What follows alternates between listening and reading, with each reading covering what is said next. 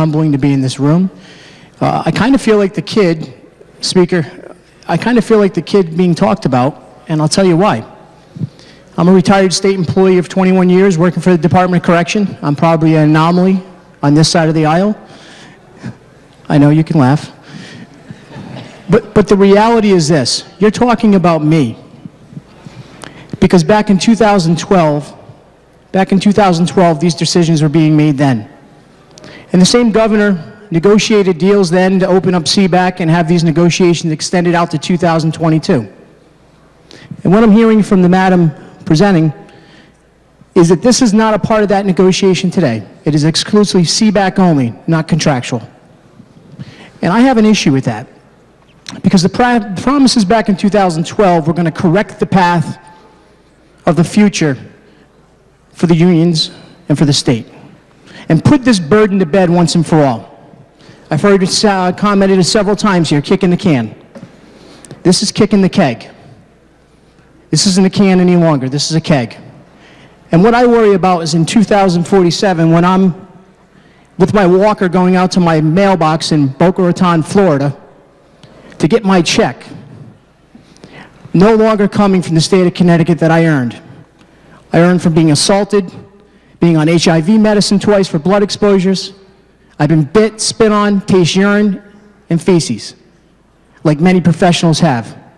I've earned every dime of what I have. And I don't think there's anyone in this caucus has argued one time that we don't support taking care of the unions. But the problem is that this governor's putting this deal out that's taken months. As my colleague quoted, months of negotiation. This deal looks like it took a coffee. This deal doesn't have anything of long, sustainable change. It's $11 billion at the end. My children will guarantee move out of this state. Our grandchildren won't want to be able to afford to live here. We have 28,059 Tier 1 employees retired. 28,000. I don't know the percentage that live outside of the state, but that is a chunk. And I commend the governor in 2015 when he tried to renegotiate these deals and segregate the Tier 1. You all remember he did that. In fact, he had support from our caucus as well as the other side. Kevin Limbo had some concerns with it, but at the time it didn't go forward. In concept, this is the right thing to do. My colleague, Cerveros, you don't have a nickel, you got to refinance, we get it. But you're doing it at a time, it feels like we're rushing at the 11th hour to make a decision.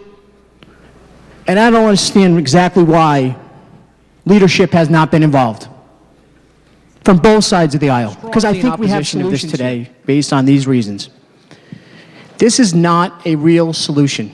Without other mechanisms put into this, without other pieces as put forth by our ranking members here, renegotiating contract, considering a hybrid 401k system for new hires. We've seen it done throughout our country. It's worked effectively. We can do this in Connecticut and get us back on track. I am seriously afraid, not in 2047, next year, the $500,000 that becomes available this year, as my colleague quoted, where is it going to be spent? Next year, are we going to find another $500,000 through some other renegotiation? Because next year, I will guarantee you, we will have another need to find more money to solve more of these problems, ever growing. I'm greatly concerned. I recommend we send this back with a no, with conditions. Governor, call our leadership to the table. Negotiate with our leadership in the room with solutions for long-term solutions for Connecticut. I asked the governor to do that. I think our leadership on both sides of the aisle will be more than amendable, and in the Senate as well. Let them in the room. Thank you, Speaker.